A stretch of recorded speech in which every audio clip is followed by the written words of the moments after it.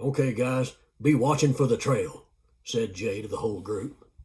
"There it is," said Wayne as he recognized the spot where he had loaded his pockets with rocks the day before. Following the smaller Wayne, who was now in the lead again, the group of four turned off the right-of-way and began the short trip once again down the cow trail to the banks of the mighty muddy waters of Lick Creek.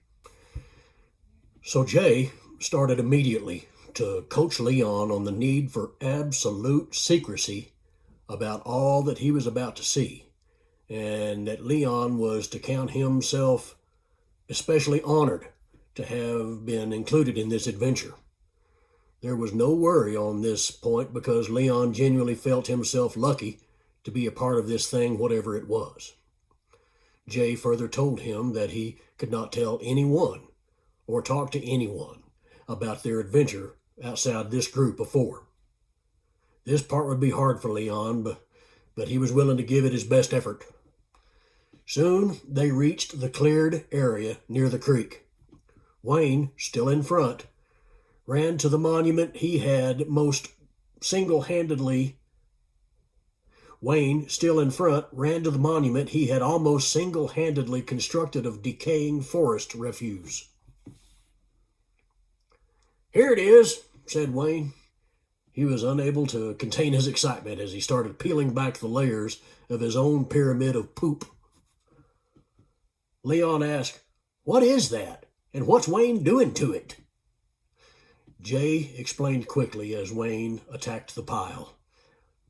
"That happens to be our prize. Under that pile is a box, and on that box is a label, and on that label it says in German, 'Do not open until Christmas 1941. We're a little late, but we're going to open it as soon as we get it uncovered." With the prospect of a share to some sort of booty to be found within the box at the bottom of that pile of muck, Leon joined the fray with Wayne. As the refuse fell away and the box became visible, Jay asked, "Leon, where are the tools you were carrying?" Jay had a sudden sinking feeling, realizing it was probably bad judgment on his part to have entrusted the carrying of the tools to Leon in the first place, but he waited for the answer. Leon unconcernedly answered, "The tools? Oh, I must have left them back there on the track by the railroad tracks when I went down to scoop up that sand." Jay thought Leon should be showing more unease over the tools he had lost, so he yelled at him, "Leon, you get back to that railroad track and get those tools right now, or you ain't going to be a part of this deal anymore. You hear me?" Leon apparently read Jay's temperament correctly. He didn't wait for the echo of Jay's voice to land before he lit out for the tracks. He put aside his fear of the unknown and going it alone. He replaced them with his immediate fear of Jay.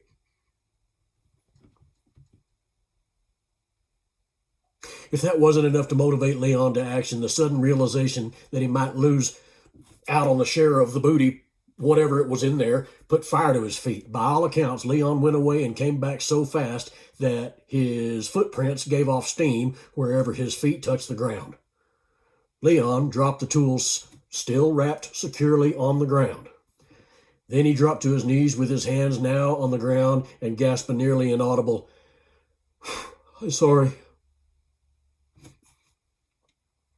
Jay patted Leon on the back and repeated something he'd heard the preacher say the day before. "Well done, thy good and faithful servant." Leon nearly beamed, but his batteries were just too low at the moment. Wayne was done with the task of earth, stick, and poop removal. The four of them stood around the box. Leon felt grateful to be included. They stared at this box for a little bit, and as they did, Wes noticed that from his vantage point that another label was visible. There seemed to be a phrase that was repeated many, many times in many, many languages. The boys all moved to Wes's side where they too could see the lettering. With all of them looking together, a certain part of the list of phrases became more and more readable. It was the English version of the phrase. Could it be that by just looking at it and searching for their language that it appeared more visible to them? Was there some kind of magic coming into play? This was territory that Leon and his family were more familiar with since they believed in haints and other sorts of ghosts. Leon was not amused by this possible connection to another world. Regardless of their concerns, it was easily apparent to them that in English the label said, "This side up." Another label, again on Wes's side, reacted to their gaze in the same way. It said, "Remove from this side." Jay said, "Let's get to it." He got down on his knees to open up the tool blanket. Leon saw Jay's movement and he asked Wesley, "We gonna pray over the box or something?" "No, silly. He's just getting set up." The blanket made an inviting surface since it was, dry and covered the ground, which certainly was not. "All the tools are still safely in my charge," Jay said to himself. He continued the task of laying out the tools on the blanket and momentarily imagined himself a highly skilled surgeon doing a final check of his instruments before beginning a great surgery. He didn't know at the time how close his imagination had become. Jay studied the edges of the box where the sides joined together. "Wes, let's try the nail puller first," said Jay. "Which one's the nail puller?" asked Wes. "Oh, come on, Wes. It's that flat piece of metal there with a V-notch on each end. One end is bent and at a right angle for leverage." "Okay by me," said Wes. "I can't wait any longer to get at this thing." Jay commanded, "Okay then, nail puller."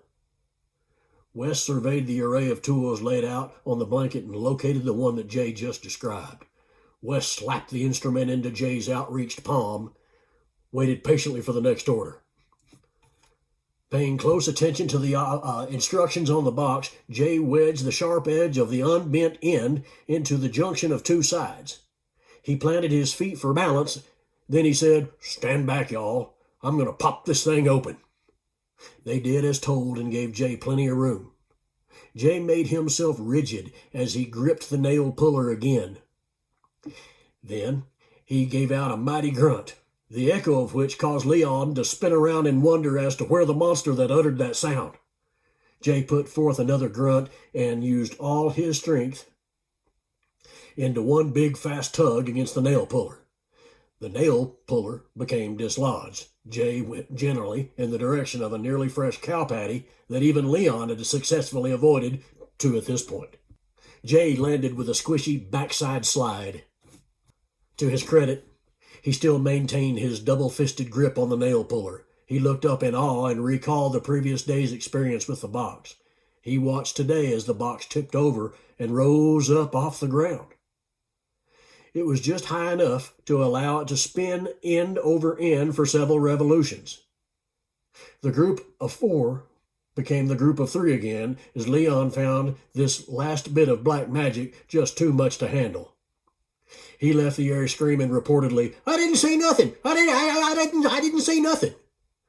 That left the three pools to finish up the project on their own. The box finally stopped and resettled to the ground in the same position as before. Jay said, "Well, boys, looks like it's up to us again." Wes and Wayne joined Jay as he very carefully approached this box again. "Wasn't that something?" said Wayne, trying to catch his breath while trying not to show it. Wes nodded in agreement, but didn't say anything.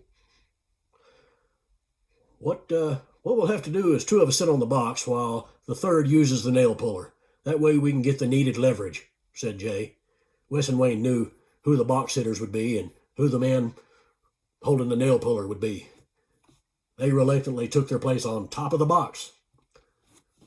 Once again, Jay put the nail puller, two teeth, on it straight in to just inside the joint. This time he tried pulling with a slower, even pressure.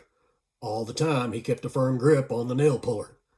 Finally, they heard the desired sound of a metallic nail scraping against the hardwood fibers. Then the nail started to come loose. Squeak, squeak, came the sound. To the open box to examine its contents. The box was empty. Empty? Yelled Jay. I sat in a cow pile for empty? There ain't nothing in there but a little smoke. They stared at the smoke, trying not to be too disappointed. Hey, wait a minute. Something is in there, said Wayne, getting itchy feet of the Leon variety. The smoke began to move in a very orderly manner. It was not doing it based on external air movements. This was movement that was somehow predetermined by design. The flow of the smoke was as though 4 panels of glass were projected to come to the center of the box. The smoke moved toward the center. The smoke moved toward the center. It continued to do this until Jay said, Hey, there is something in there. He moved in for a closer look. It's another box. A tiny little box right there in the center, said Wes. No, corrected Jay. It's like a little car or something. Wayne moved to the front for his own close-up look. Suddenly, he stood up. He turned around to face his brother and turned as white as a sheet. He had a look of wonderment on his face. What is it? Asked Jay. Yeah, what is it, Wayne? Repeated Wes. Finally, Wayne spoke. It's a teeny little Santa sleigh.